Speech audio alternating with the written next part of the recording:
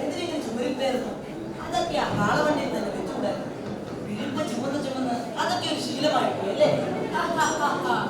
നാടോടികളായ സഞ്ചാരികൾ ചുമലിങ്ങനെ പാണ്ഡകെട്ടിരിക്കുന്നത് ഒരു ഭാരമേ അല്ല, അതൊരു അലങ്കാരമാണ്. ഇതിൽ കുറച്ച് വിലപിടിപ്പുള്ള വസ്തുക്കളും കുറച്ച് കലാരകളുമാണ്. പരിചയമില്ലാത്ത ദേശമല്ലേ തസ്കരന്മാർ പതുങ്ങിയിരിപ്പുണ്ടെന്ന് അറിയാനാവില്ലല്ലോ. ഇവിടെ ശാന്തമാണ്. അതിർത്തി മുറിച്ചു കടക്കുമ്പോൾ തന്നെ എന്റെ മനം കവർന്ന പ്രദേശം. ഹരിത കമ്പളങ്ങൾ കൊണ്ട് പൊതിഞ്ഞ താഴ്വാരം, സുന്ദര കുസുമങ്ങളാൽ മൂടപ്പെട്ട പാതകൾ. ഇത്ര മനോഹരമായ ദേശം തസ്കരന്മാരുടെ താവളങ്ങളായി ലേശം സാധിച്ചു. കേൾക്കുന്നില്ലേ? പാടപ്പോയി ആ ചുടക്കുട്ടന്മാരുടെ കാലം ഇവിടെ എല്ലാവരെയും ആദ്യത്തിൽ ആറാടി നടക്കുകയാണ്.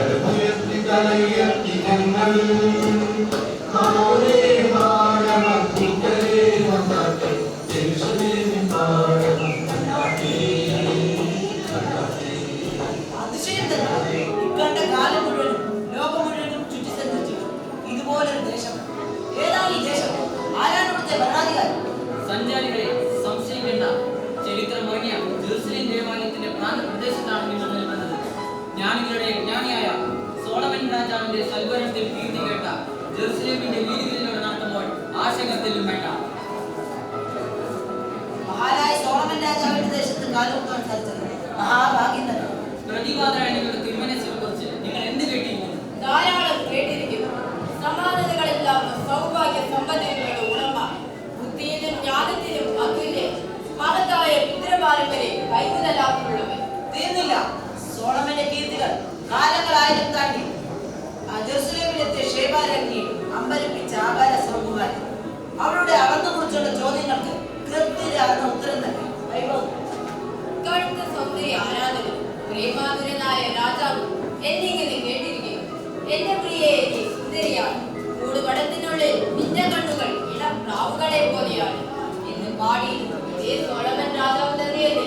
മതി മതി മതി മതി, പറഞ്ഞാലും തീരില്ല. സൗന്ദര്യത്തിന്റെ അന്ധനായ ആരാധകനാണ് അദ്ദേഹം. വശ്യതയോർന്ന പ്രകൃതിയെ മനസ്സിൽ പ്രണയിക്കും. രസികരായ സഞ്ചാരികളെ, നിങ്ങൾ ഞങ്ങളുടെ സോളമൻ രാജാവിന്റെ ആരാധകർ തന്നെ. അതാ ഉയർന്നു നിൽക്കുന്ന ഗോപുരങ്ങൾ കണ്ടില്ലേ? സോളമനാൽ പണിയപ്പെട്ടിരിക്കുന്ന ജെറുസലേം ദേവാലയത്തിന്റെ ഗോപുരങ്ങളാണ്. അരനാഴിക നടന്നാൽ ദേവാലയത്തിന്റെ അങ്കണത്തിലെത്താൻ. നാളെ ദേവാലയത്തിന്റെ നടുക്കളത്തിൽ രാജാവ് പ്രജകളുടെ ആവലാതി കേൾക്കാനെത്തും. അവിടെ പല പ്രശ്നങ്ങൾക്കും പരിഹാരങ്ങളും ഉതകുന്നതാണ്. അദ്ദേഹത്തിന്റെ നീതി നിർവഹണ പാഠം നിങ്ങൾക്ക് നേരിട്ട് കാണാം.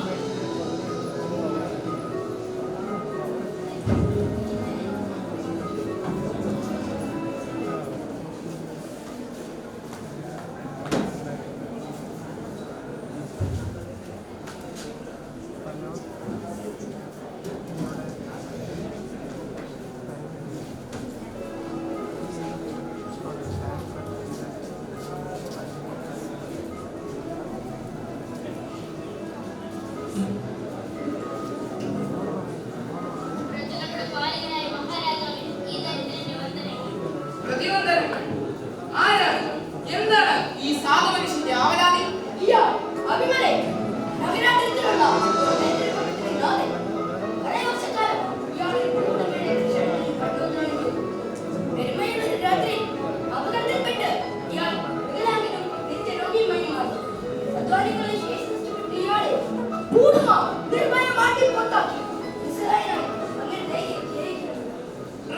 നായകന്മാരുടെ വിധികൾ ഇയാൾക്ക് അനുകൂലമായിരുന്നില്ലേ?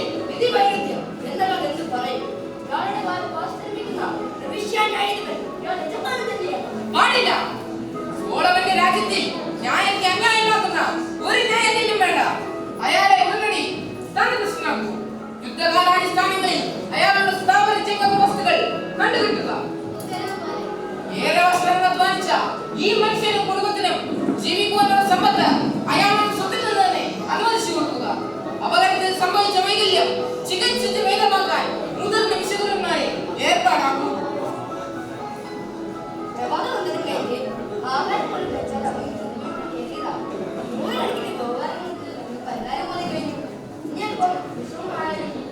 ന്യായം കാക്ഷിച്ചെത്തുന്നവർക്ക് അത് ലഭിക്കുമ്പോഴുണ്ടാകുന്ന സന്തോഷം, അവരുടെ വരവിനെ പ്രകടമാകുന്ന ആശ്വാസം, ഇത് നൽകുന്ന എത്രയോ വലുതാണ്. ഇവൻ എന്റെ കുഞ്ഞാണ്. നീ എന്താണ് ഈ പറയുന്നത്? എന്റെ കുഞ്ഞാണ്. എനിക്ക് വേണം. വിടൂ, എനിക്ക് വേണം. ഈ മഹാസാമ്രാജ്യത്തിന്റെ അധിപനായ നമ്മുടെ മുൻപിലും ദത്ത കോലാഹലങ്ങളും എന്തെന്നില്ലാതെ കഴിയുന്ന ആ സ്ത്രീകളെ ഈ നീതി വിടുന്ന മുന്നിലെത്തിക്കൂ. അതിർത്തി ഗ്രാമമായ വരമാനിൽ നിന്നെത്തിയ രണ്ട് വിധവകൾ ഒരുത്തിയുടെ കയ്യിൽ ഒരു തേജസ്സുള്ള ആകുന്നു. രണ്ടുപേരും ആ കുഞ്ഞിന് മേൽ അവകാശം ഉന്നയിച്ച് പരസ്പരം പോരടിക്കുകയാണ്. എന്റെ കുഞ്ഞിനെ, എന്റെ കുഞ്ഞിനെ തിരികെ നൽകൂ. എന്റെ കുഞ്ഞില്ലാതെ എനിക്ക് പറ്റില്ല.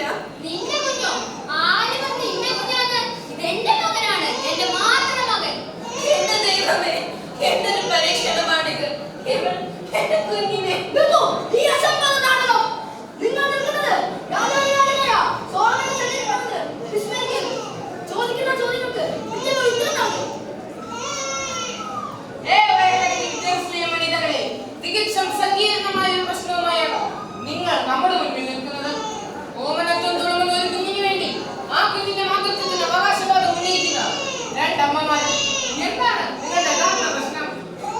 തിരുമനസ്സേ, ഏറെ കാലമായി ഇവരോടൊന്നിച്ച് ഒരേ ഭവനത്തിലാണ് ഞങ്ങൾ വസിക്കുന്നത്.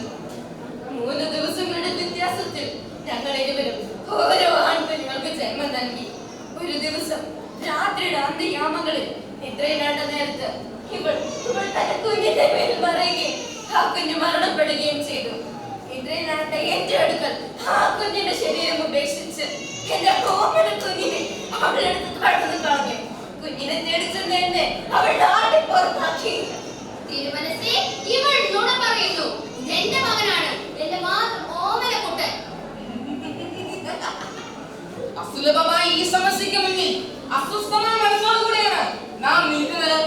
ഇവരിൽ ഒരാൾ ശരിയും ഒരാൾ തെറ്റും, ഒരാൾ സത്യം പറയുന്നു, മറ്റൊരാൾ അസത്യം മാത്രം പറയുന്നു. ഗൗരവകരമായ ഈ സമസ്യയ്ക്ക് നാം ഉത്തരം നൽകും. ഈ കുഞ്ഞിന്റെ മാതൃത്വത്തിന് അവകാശികളായി ഇവർ രണ്ടുപേരും വന്നിരിക്കുകയാണല്ലോ. ഇവർക്ക് രണ്ടുപേർക്കുമായി ഈ കുഞ്ഞിനെ വീതിച്ച് നൽകുവാൻ വീടിക്കുകയോ അങ്ങനെ പറഞ്ഞു വരുന്നത്? അതെ, ആരാച്ചാരം വിളിക്കൂ. മൂർച്ചയേറിയ ആ ഘടകം കൊണ്ട് ഈ കുഞ്ഞിനെ രണ്ടായി മുറിച്ച് ഒരു ഭാഗം ഇവൾക്കും മറുഭാഗം അവൾക്കും നൽകുക. കിട്ടിയത് കൊണ്ട് സായോജ്യമടങ്ങി ഇരുവരും മടങ്ങട്ടെ. അങ്ങനെയെങ്കിൽ അങ്ങനെ കൊണ്ടുപോയിക്കോളൂ. തിരുമനസ്സിന്റെ തീരുമാനം കഠിനമെങ്കിലും അത് തന്നെയാണ് അഭികാമ്യം. ഇവൾക്ക് കുഞ്ഞിനെ ലഭിക്കുന്നതിനേക്കാൾ അതൊക്കെ ഇല്ലാതെയാകുന്നത് തന്നെയാണ് നല്ലത്. എനിക്ക് നല്ലത് അവൾക്കും വേണ്ട. അയ്യോ, എന്റെ കുഞ്ഞിനെ കീറി മുറിക്കല്ലേ, അവനെ കൊല്ലല്ലേ. കുഞ്ഞിനെ അവൾക്ക് കണ്ടു കൊടുത്തോളൂ. അവൻ ജീവിച്ചിരിക്കുന്നത് മാത്രം കണ്ടാൽ മതി എനിക്ക്. അവനെ കൊല്ലല്ലേ, അവനെ കൊല്ലല്ലേ. കുഞ്ഞിന്റെ ജീവൻ രക്ഷിക്കാൻ വേണ്ടി അവനെ എന്നേക്കുമായി വിട്ടുകൊടുക്കാൻ തയ്യാറായ ഈ വനിതയാണ് ആ കുഞ്ഞിന്റെ യഥാർത്ഥ മാതാവ്. കരഞ്ഞ് വിലപിച്ച് നിൽക്കുന്ന ഈ വനിതയ്ക്ക് ആ കുഞ്ഞിനെ കൈമാറും.